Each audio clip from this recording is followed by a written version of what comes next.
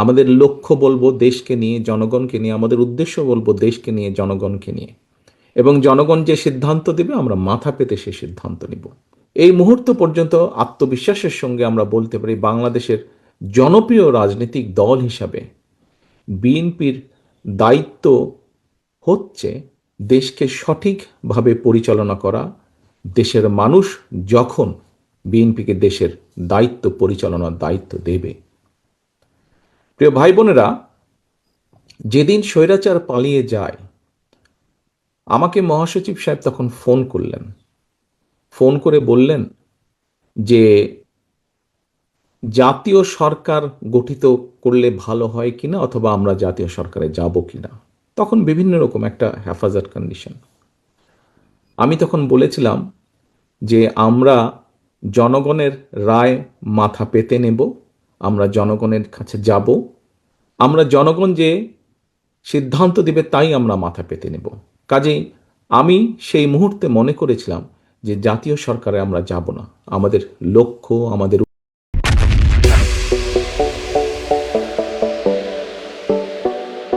উদ্দেশ্য সবকিছু নিয়ে আমরা জনগণের সামনে দাঁড়াবো। আমরা স্লোগানে বলি যে জনগণই আমাদের সকল ক্ষমতার, রাজনৈতিক ক্ষমতার উৎস। কাজে জনগণই যদি আমাদের রাজনৈতিক ক্ষমতার উৎস হয়ে থাকে, তাহলে কেন আমরা জনগণের সামনে গিয়ে দাঁড়াবো না? আমাদের লক্ষ্য বলবো দেশকে নিয়ে, জনগণকে নিয়ে, আমাদের উদ্দেশ্য বলবো দেশকে নিয়ে, জনগণকে নিয়ে। এবং জনগণ যে সিদ্ধান্ত দেবে আমরা মাথা পেতে সে সিদ্ধান্ত নিব।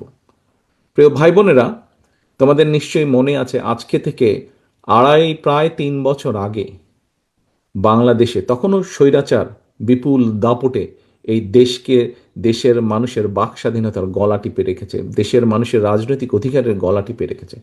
কিন্তু সেই রক্তচক্ষুকে উপেক্ষা করে আমরা দেশের মানুষের সামনে সংস্কার প্রস্তাব দিয়েছিলাম, যেটি 31 দফা হিসাবে পরিচিত সকলের কাছে, তাই নয়? মনে আছে নিশ্চয়ই তোমাদের। এই 31 দফার মধ্যে তোমরা এই 31 দফা মানুষের কাছে নিয়ে গিয়েছ।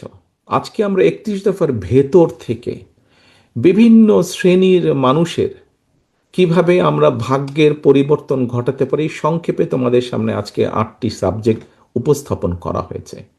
এর মধ্যে আছে, এখানে এক বোন বলেছে সে ক্ষুদ্র জনগোষ্ঠীর প্রতিনিধিত্ব হিসেবে বলেছে। তার প্রশ্নটি অন্যরকম ছিল। অন্য অনেকেই বলেছে, শিক্ষা নিয়ে বলেছে, অনেক কিছু নিয়ে বলেছে।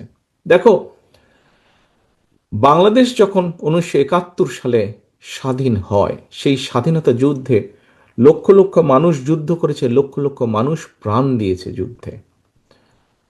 অর্থাৎ দেশটি স্বাধীন করার জন্য কিন্তু লক্ষ লক্ষ মানুষকে এক কাতারে এসে দাঁড়াতে হয়েছে। আজকে আমরা দেশ গড়ার পরিকল্পনা, এই কাজটি যদি আমাদেরকে সফল করতে হয়, সারাদিন যে সকল বিষয় নিয়ে তোমরা আলোচনা করলে, এই কাজগুলোকে নিয়ে যদি আমাদের সফল করতে হয়, অর্থাৎ দেশকে যদি সামনে নিয়ে যেতে হয়, মানুষকে যদি তার অবস্থান পরিবর্তন করে ভালো অবস্থানে নিতে হয়, তাহলে আমাদের সকলকে কাঁধে কাঁধ মিলিয়ে কাজ করতে হবে।